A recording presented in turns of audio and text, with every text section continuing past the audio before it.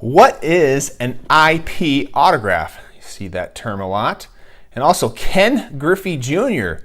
accepting mail order items for an autograph signing. What's next? Michael Jordan doing a meet and greet?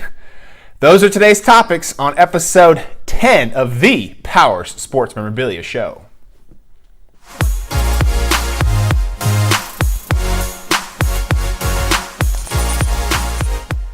All right, welcome back. I am your host, Matt Powers from the Powers Sports Memorabilia Show.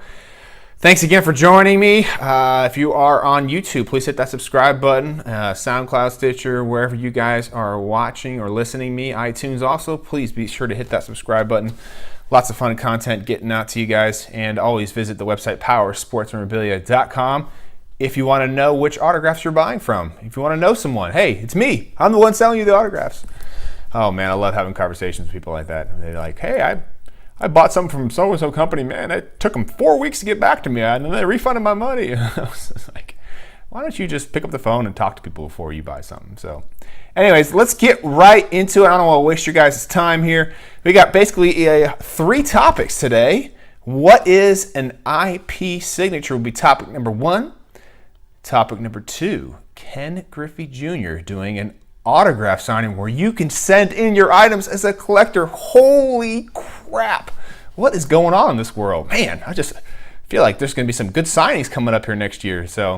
And topic number 3, the hottest autograph in, definitely in the NFL, probably in the industry right now, Patrick Mahomes. Man, did not see that one coming, but he is hot, man. I cannot keep him in stock, and his price just keeps going up and up. So all right, let's get right into it. Topic number 1 here.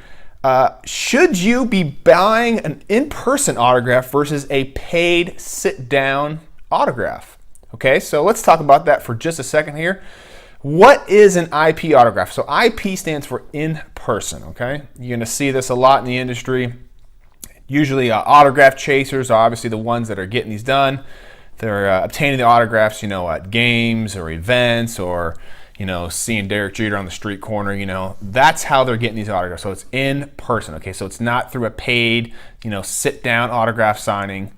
They're just meeting these athletes out in everyday life, just kind of, like I said, on the street corner, coffee shop, games, wherever they are at, and getting stuff signed, okay? What is the benefit of buying in person as opposed to a paid autograph signing? Well, the main one is just a cheaper autograph cost. That is the main driving force of the IP autograph. Typically, the athlete's not being paid really in any instance, really, so the cost on the item is super low. Usually, these guys are kind of younger adults that are out there, so they're not really looking to support 5 kids, so they don't have to make a huge profit margin on stuff. So, usually, you can sell stuff at an affordable price. That's really the main driving thing for in-person autographs is, you can get it done yourself if you don't want to sell it, so that's always a cool thing, right? The second thing is if you want to sell it, hey, your cost is basically just the item and plus the time that you put into it. So I've always been interested too. I know a lot of chasers and whatnot and how they factor in their time, because that's really the biggest driving force. I mean, if you're outside waiting for a Derek Jeter autograph for 12 hours, let's just say in some crazy instance. Let's just say you're making, you're a young adult, you're doing pretty good. You're making $20-25 an hour on average. Let's just say you just got out of school and you just got to get a little job here. $25, you waited 12 hours, right? I mean, you just spent like $300. Let's just say you were not working, you're out there just doing this Derek Jeter thing. $300 right there. I don't know. These guys got to factor in their time a little more when they price their stuff, but that's neither here nor there. So what's the negative of getting an IP autograph? Well, the number one thing is sometimes it's not a quality autograph. Sometimes you get crap. You get a rush signature. You get something that the pen is just crapping out on you. You get it in an odd place, meaning, you said you wanted a ball in a sweet spot. You get it on a side panel.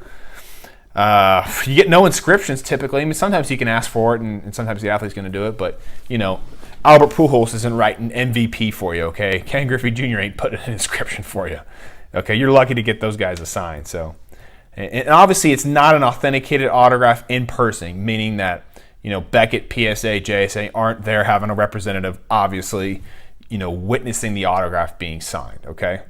So that's kind of a downfall a little bit for the IP autograph. Okay. When should you buy an in-person autograph as opposed to a paid sit-down autograph? Well, number one, if you can't afford the paid autograph signing for an athlete, hey, that's a great way to go, right?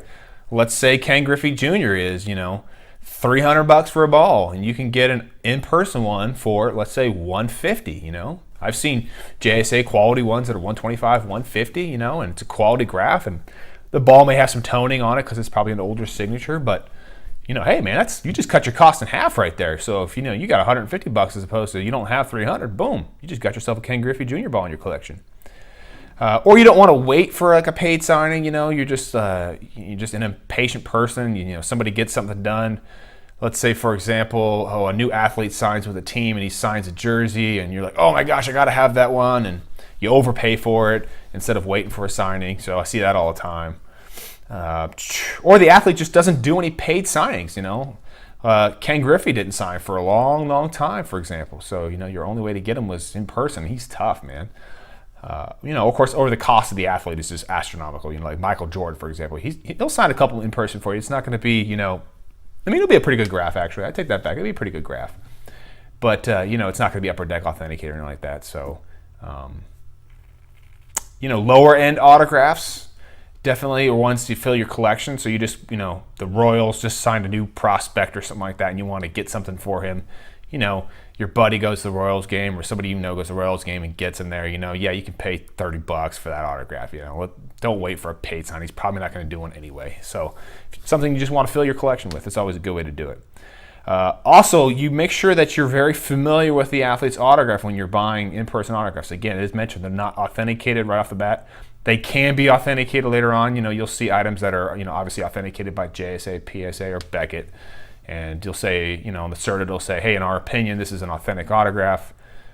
You'll see on ones, obviously, that are witnessed by JSA or PSA or Beckett, it'll say that on the cert, it'll say this was witnessed by a representative from one of those companies. So that's how you can tell the difference on those certs.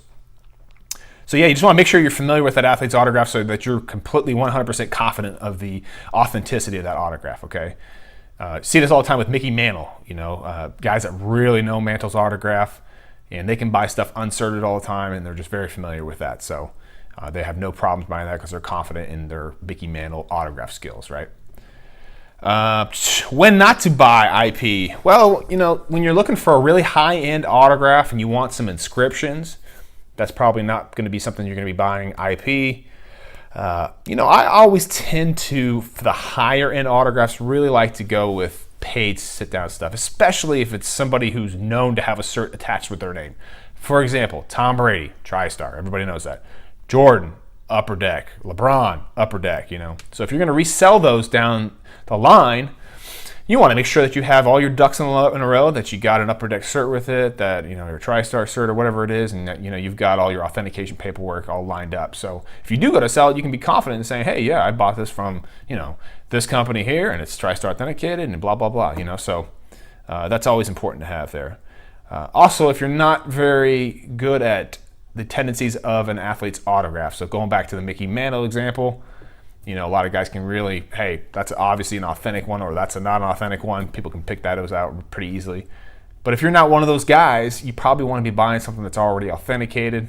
That's just going to make your life a lot easier, and it's going to take away the stress for you a little bit. So it's always better to buy first person authenticated when you're in that situation. First person being that, a PSA or JSA or Beckett representative was there, or like Upper Deck, they have a representative there, or Panini at their signings. So some cases, unlike Dak Prescott, that's another story though.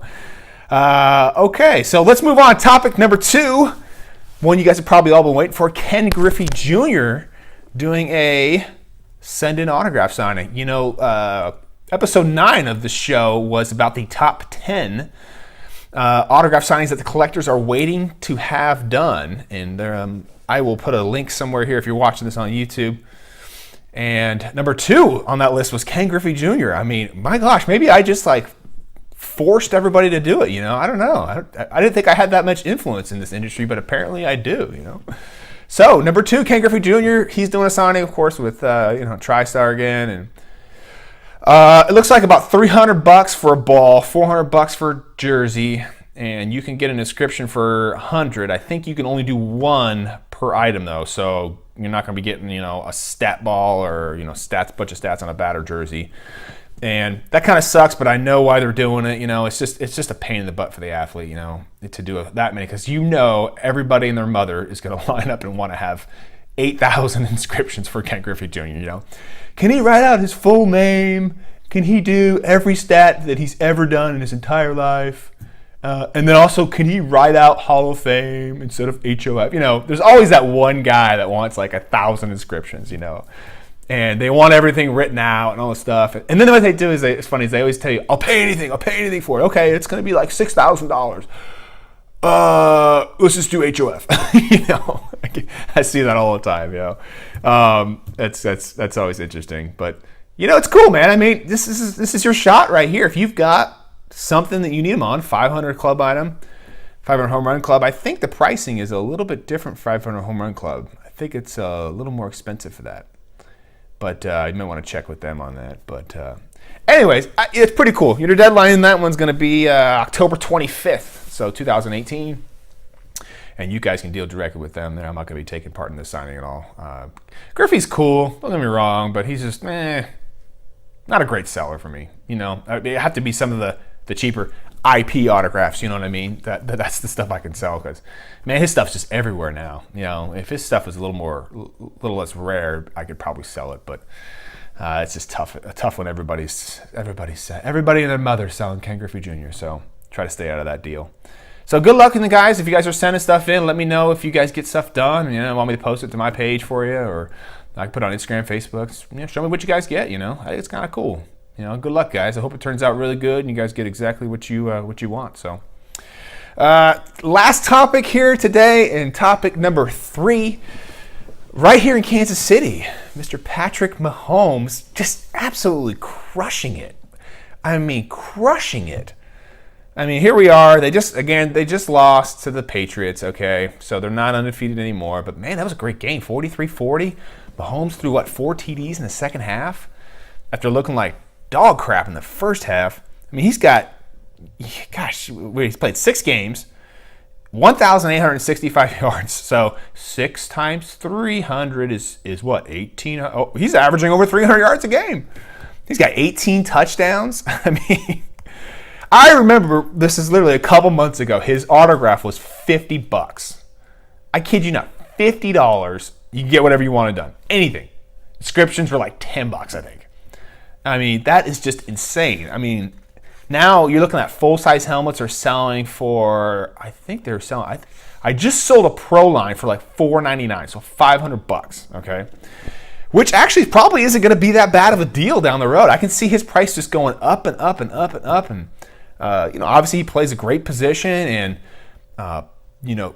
he's a young kid, and the Chiefs are playing pretty well. The Chiefs have a huge fan base, man, so Mahomes is going to do well for them. But I see his price going up, man. I see him being kind of in the 100 to 125 range eventually. So, unfortunately, that's the way it goes. But, man, it's just been blowing out. I haven't been able to keep them in stock. Minis I had blowing out. Not blowing out, I said they were moving fast. So at like $119, I think it was the price on those. I haven't had any jerseys, but full-size reps were like $300, and man, they just could not keep his stuff in stock. I mean, even the tech stuff was selling, which I can see that definitely in Texas being a big market, but not so much up here in Kansas City. But obviously the Chiefs stuff is going to do well. But man, it is just so cool to see him. He looks like a freaking teenager. I mean, I'm like, are you my son? I mean, he is just. It's really amazing, because he's 23 years old. He looks like he's 15, and he's got a freaking cannon on his arm. Some of the throws he makes across body, over the field. I mean, it's just obviously Favre-esque is what they say a lot, but I don't think he's as crazy as Brett Favre. Favre was just a gunslinger. I think Mahomes has got a little more reserve, I think, a little bit than the Favre does, but.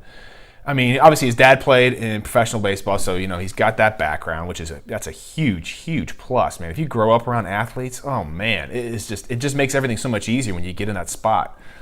And I just hope he stays healthy, man. I hope the Chiefs stay healthy around him. He's got a lot of weapons, And it just could be great if Kelsey can stay healthy, Tyreek, and all these guys, and see what Mahomes can really do. I mean, just see what kind of records he can set. I mean, obviously he set some already, for most touchdown passes to start off a full season here. So, man, it is just absolutely incredible to watch this guy play. I mean, I'm not even a huge football fan, not even a really big Chiefs fan, even though I live here. But I make sure every week I tune in for at least a quarter or so, just to kind of depending on what how much my kids are harassing me, and how much time I get to watch. But you guys know the deal on that. So, but man, it's just really cool to watch them there. So, anyway, thanks again, guys, for watching and listening. I always appreciate it.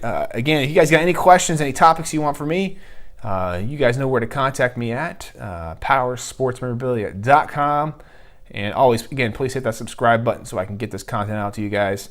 Always appreciate you guys listening and following and chiming in. I always appreciate that. So, anyways, thanks again, guys, and I will see you next week on episode 11.